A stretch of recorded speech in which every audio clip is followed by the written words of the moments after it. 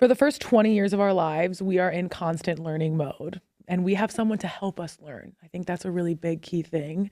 And then suddenly most people stop because learning is built into our daily routine since we start going to school. We have teachers, we have grades and deadlines that really hold us accountable. But if you don't actively seek learning after graduation, it just kind of stops happening. Yeah, I think that we're really starting to see how not upskilling yourself affects you as a professional. Many professionals have gone the past couple of decades without significantly improving their skills. I think out of everyone that I encounter, the most successful people make it a priority to learn continuously. Welcome to Untitled, A podcast and educational brand where the nostalgia of higher education meets the sharp edge of a corporate boardroom. I'm Sophie. And I'm Alex. And together we deliver no BS insights for ambitious freelancers, corporate climbers, multi-hyphenates, and business owners. By challenging the limits of a single title, we're here to empower you to redefine success. And make your work work for you. Class is in session. Lesson 1. What is upskilling? Upskilling is the process of learning new, relevant skills to stay valuable and adaptable, not just in your career, but in your life. It's really about future-proofing yourself and expanding your opportunities. But before we get into everything about this episode, I want to really clarify the difference between upskilling and reskilling. So upskilling is expanding on what you already know to stay competitive, right? For example, a social media manager a few years ago really mastering video editing skills because platforms changed from, photo-based to discoverability and video-based. Another example is a software developer really learning AI and automation tools because the industry is really shifting towards machine learning integration. How would you define reskilling? Because it's so different. Yeah. Reskilling is about learning something entirely new to break into an entirely different field. Reskilling and upskilling often do sort of go hand in hand, and I'll give a couple of examples. If a graphic designer completely left graphic design and went into software development, that would be reskilling. You are reskilling yourself to break into a different field of work. A lot of the time, reskilling happens in combination with upskilling. So for example, let's say you've been in retail your whole life and you've gone from being a store associate to managing a retail storefront, and you decided you wanted to go into project management. Well, you do have some of those skills already needed for project management gained through being a store manager, but you're also going to now need to manage workflows and larger teams. So that is a good example of where reskilling and upskilling really handhold each other. Absolutely. And I think when we go back to upskilling, there are so many examples of upskilling beyond career moves that will ultimately help you in your career, like learning better communication skills through therapy. That's upskilling your human capital, baby. Upskilling used to be used a lot, mainly in a corporate environment. But upskilling is really, it can be applied to your personal life as well. Yeah. I once took a public speaking class like 2 weeks before I had to give a speech in front of 500 people. And I think that's a good example of upskilling in like my personal life in a way, but will ultimately help me in my career. Before that, I literally gave like my biggest speech ever was in a college classroom of 25 people. And then I'm getting flown out to Orlando speaking in front of 500 people. You guys, the podium was literally shaking.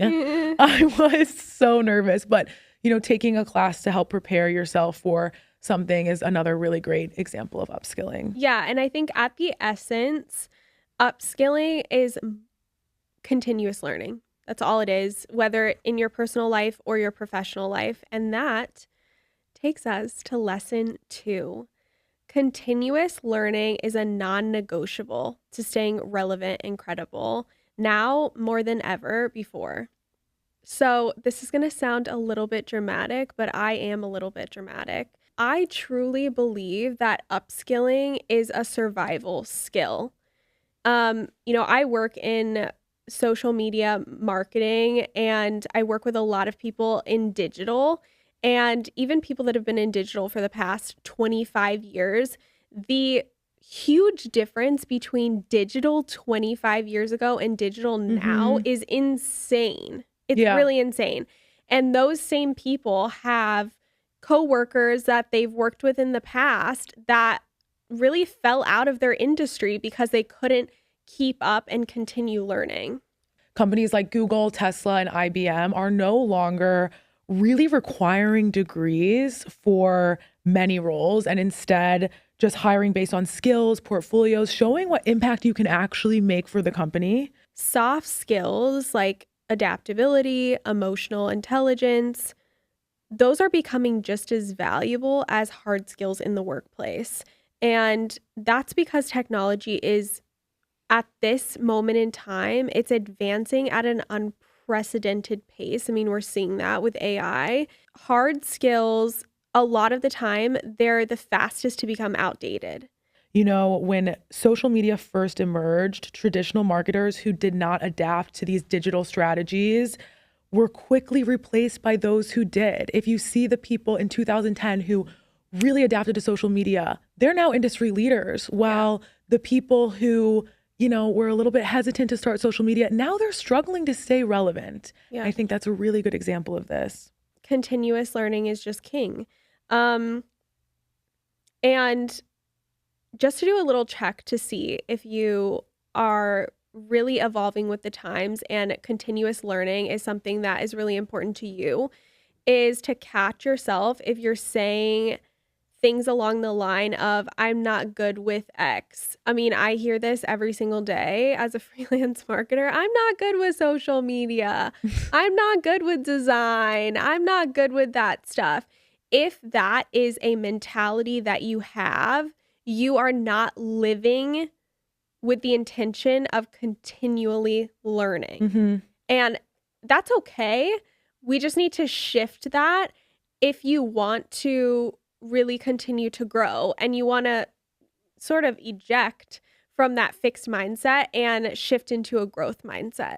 Amen. And you know how everyone is always saying, if he wanted to, he would. Yeah. Girl, if you wanted to, you would. Yeah, Let's step totally. up. If you wanted to learn more, you would. Yeah. So let's push ourselves a little bit here. Yeah.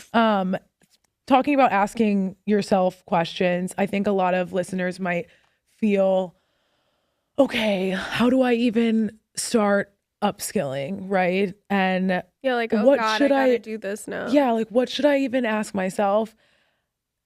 3 questions I want you to ask yourself to kind of help you get into the thought process of how you're going to get into this upskilling mindset. 1, what tools, platforms, or skills are becoming essential in my industry? That changes a lot. So really, really ask yourself that question. 2, where are the gaps in my knowledge that, if filled, would make me more valuable? This question, what I like to tell people to do is look at someone that you really admire in your industry and see what skills they have. Yeah. See what they're doing in their industry and study it. Study their content. If you really admire a content creator, study how they're editing their videos, study how they're doing their content. You can figure out what skills you need to develop. And 3, and I think arguably this might be one of the most important, is how can I grow to meet the moment? The industry that you're in, whatever it is, it's always changing. And with AI right now, it's changing faster than ever before. And everyone's talking about this. 85 million jobs will be displaced by automation by 2025, but 97 million new roles will emerge.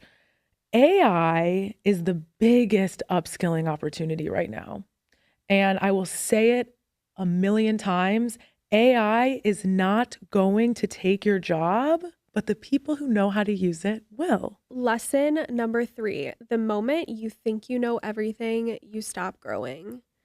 the most successful people never assume that they've mastered everything. And so that is why, for me, someone saying they're an expert in something can sometimes make me a little bit leery. It makes me trust them less. I think a lot of the time when people say, I'm an expert, they're saying they're an expert, and then their actions are very in alignment with the energy that they don't have anything left to learn. You always have something left to there is learn. always something to learn.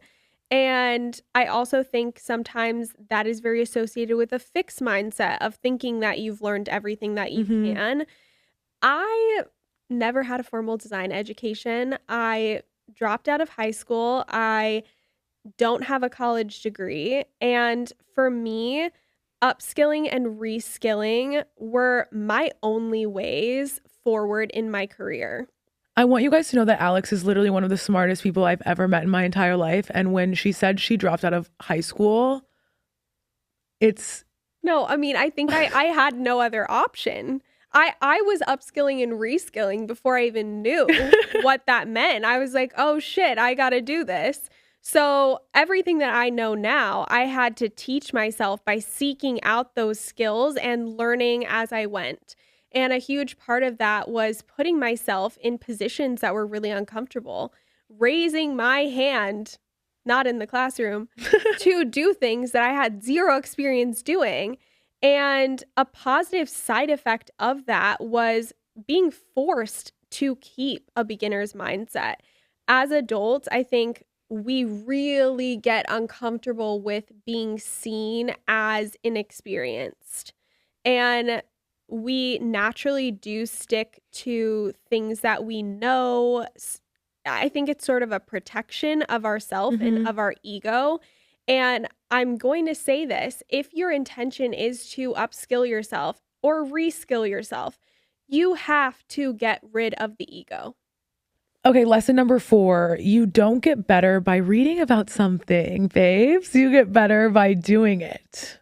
Most knowledge is retained by actually doing, not just consuming it. So when you're listening to this podcast, guys, and we're asking you questions and you're not writing it down or you're not doing the homework, I need you guys to take action, okay? You don't learn how to swim by watching a video.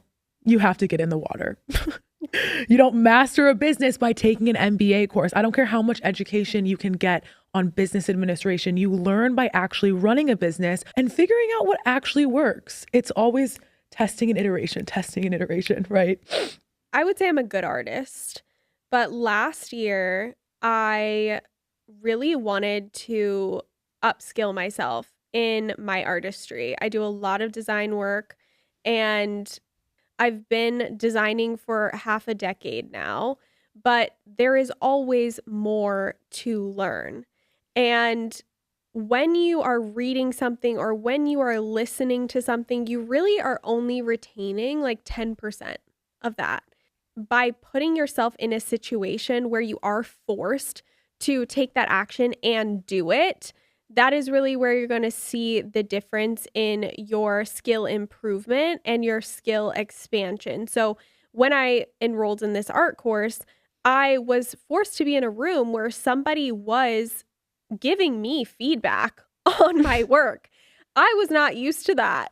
I was definitely used to sending over a design and somebody being so excited about it. And I'm really proud of that. But getting into the room where I was getting critiqued on this and on that, it really helped me to grow, and practicing physically, getting feedback, and ultimately being challenged, really challenged to be better at what I was doing.